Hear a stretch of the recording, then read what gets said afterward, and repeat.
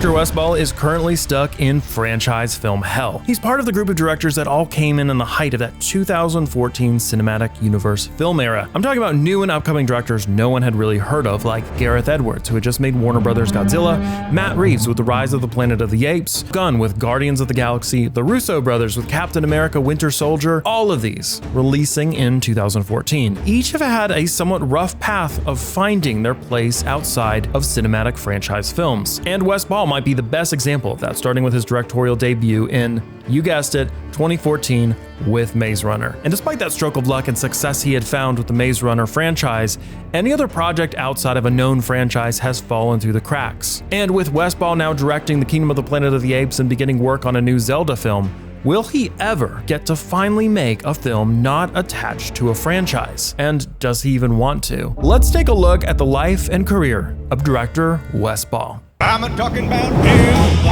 hellfire. Do you envision taking on a property that's another franchise, or do you see yourself doing like a lot of one picture things? There's a lot. I love creating worlds, and I love kind of, movies that feel bigger than they are, so that kind of says franchise. So I kind of like starting franchises in a way. I like being the sort of the author, of those things rather than jumping on to someone else's, thing.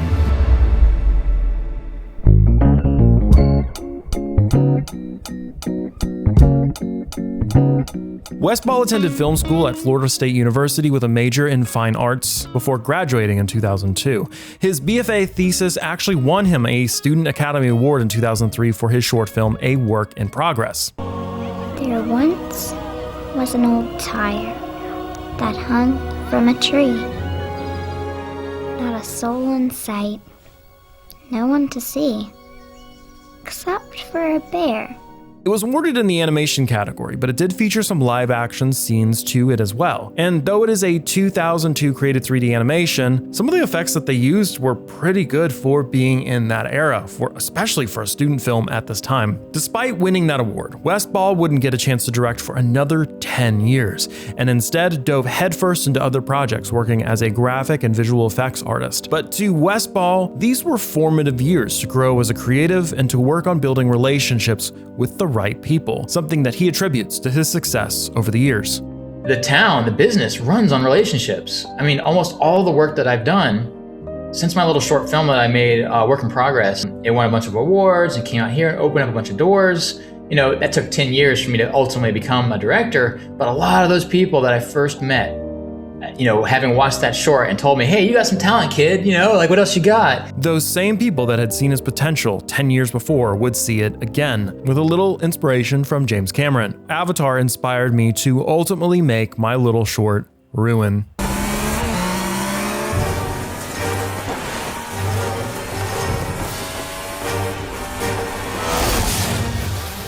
This 8.5-minute computer-animated post-apocalyptic adventure went completely viral. Suddenly, he was getting calls from agents and taking meetings all over town. When I came up with the idea, no one else was doing it. I think there's something romantic about the reset. The idea of a world where, you're kind of self-reliant. The short film ended up giving Ball his first big break into film, as it was close to a film Fox had been wanting to make, an adaptation of the 2009 novel The Maze Runner. Producer Rick Godfrey said that it was rare to give someone a shot at live action based on an animated short, but you could see in the short that he had real cinematic flair. For his part, Ball said that he jumped at the opportunity just for the sake of getting the break. When you're out here for 10 years scratching and climbing to try to become a director, it's a hard business to break into. When someone says, hey, do you want to direct this thing? You say, hell yeah. There wasn't a lot of, let me contemplate this for a bit. It's ridiculous, frankly, that a studio head, Emma Watts of Fox at the time, saw my little animated short, which was really all I had done, and said, here's $24 million. Go make a movie. It's just nuts. The game is book Maze Runner. Take it home, think about it. So I read the book. A week or two later, I realized I knew something kind of cool with it.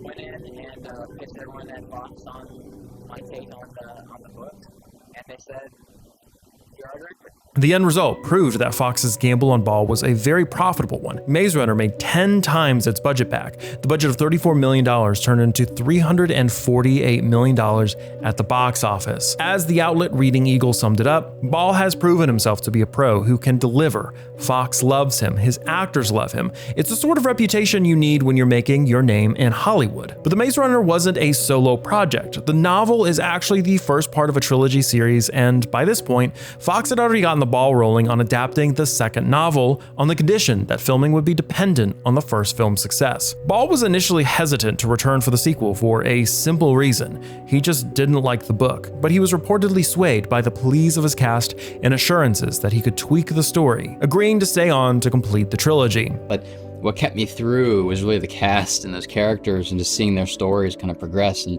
it certainly wasn't the plan for me to continue the next 2 movies, but I'm so happy that I did because it was really fun to kind of, stay with it for the rest of the cast, rest of the crew even.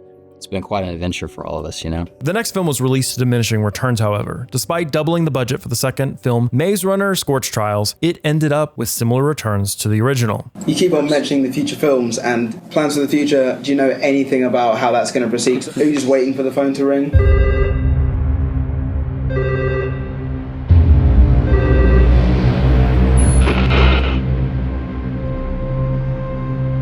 Trying to work on projects separate from Maze Runner, Ball looked to 2 projects that ultimately didn't see the light of day. The first was 2015's Fall of Gods, a planned adaptation of the Kickstarter-funded book under the same name made by Danish studio Mood. Fox has been very gracious and generous to me, and I saw that book, Fall of Gods, and the artwork and the story, and I wanted it. So I said, will you buy this for me? And they did. So this is a chance to do something that's, a little more magic based, a little bit more, cool spectacle, but also maybe a little more adult too, which will be fun. The adaptation was announced in 2015 under the helm of Fox, but vanished from the news after that, presumably being quietly canceled or at least ending up with an indefinite hiatus. The second production was 2017's Mouse Guard with his friends at 20th Century Fox. This time it was an animated adaptation of a long-running comic series that dates as far back as 2006 and continues today. Mouse Guard progressed much further than Fall of the Gods, beginning with a proof of concept rendered into Epic's Unreal Engine. The film managed to recruit an all-star cast of big names like Idris Elba and Andy Serkis, and got 2 weeks into production. Wes Ball had big plans for the film as well, wanting to utilize similar techniques that James Cameron had revealed for his first Avatar film, saying it was an easy jump from Maze Runner to Mouse Guard because we were going to make it a live-action movie, but it was going to be done completely cutting edge with Weta and the team from Avatar. But ultimately, 20th Century Fox was acquired by Disney in 2019, and shortly after, like Disney did with a ton of other films, they dropped it. The Mouse Guard thing, we got shut down, after about 2 weeks away from filming, essentially. But it was a year and a half of designing, every blade of grass of a fantastic world, and inventing new kind of techniques and working on pipelines and just it was a blast. According to Ball, this was because it was seen as too risky. As he failed to find another buyer for the project, it ended up on the chopping block. This is the first passion project for Wes Ball that didn't pan out, and you could tell he put a lot of effort into making the story come to life, releasing the demo for the film online so everyone could see it. And in watching it, you can't help but notice the care and time that went into just this visualization. It has the feeling of an Avatar-like universe that's fully developed and taking similar principles of just marveling at the world they've created. Similar to how James Cameron likes to take breaks for his hangout sessions in the Avatar films. Wes Ball, in an interview with Discussing Film, expressed hope that he might be able to finish it someday. I've never worked on anything that was so endless in terms of potential and its fuel for imagination. A world of medieval fighting mice that is shot exclusively from their point of view. The point of view and creativity and the vision of the world that they inhabit is just endless. And it's a shame that it didn't get made when we were 2 weeks away from starting production. You guys can't just keep me here. We can't let you leave. Why not?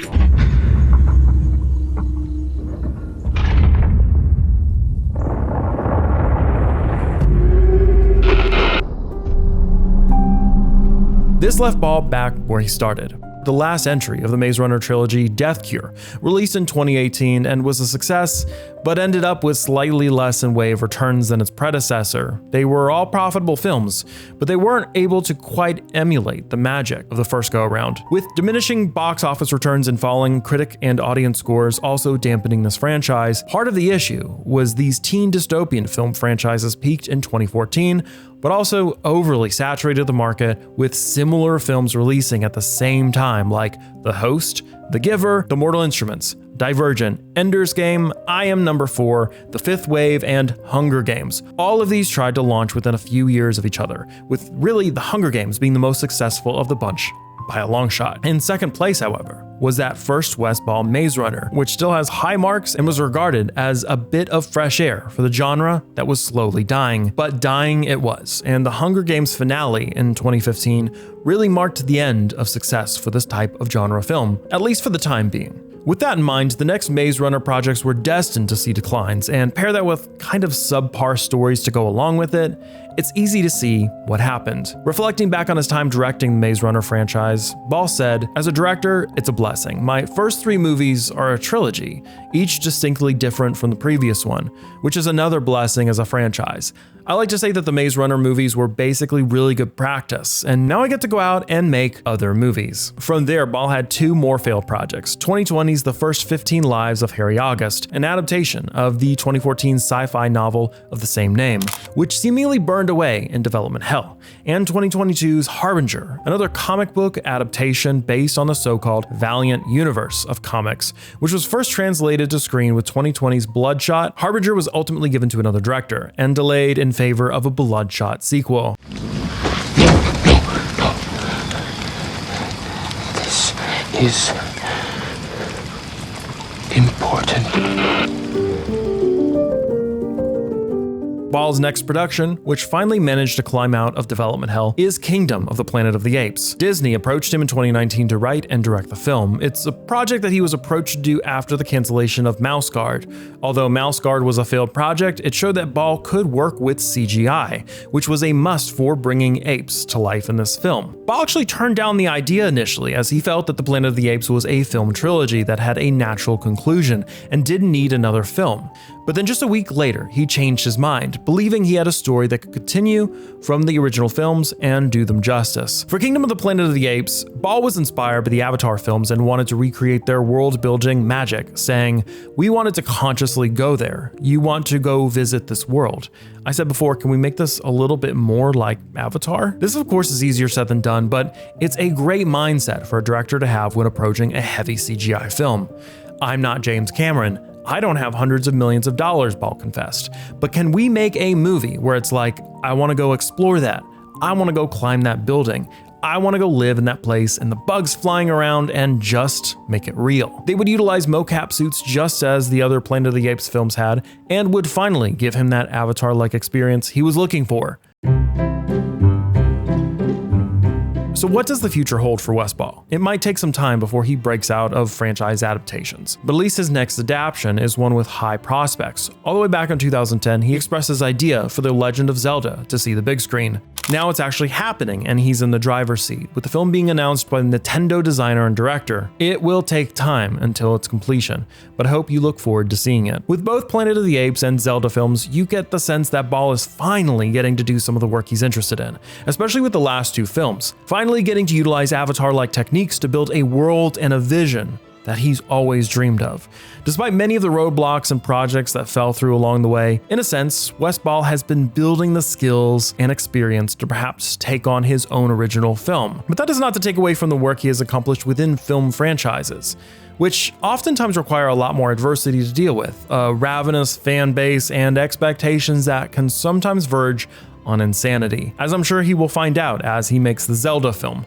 And whether or not director Wes Ball finally gets to make a film not tied to a franchise, it will be a film very much worth watching. And it could be in the vein of the director that inspired him the most, James Cameron. And if you want to hear more about that story and how it influenced the Planet of the Apes and a little bit on the Disney volume technology, click this video right here.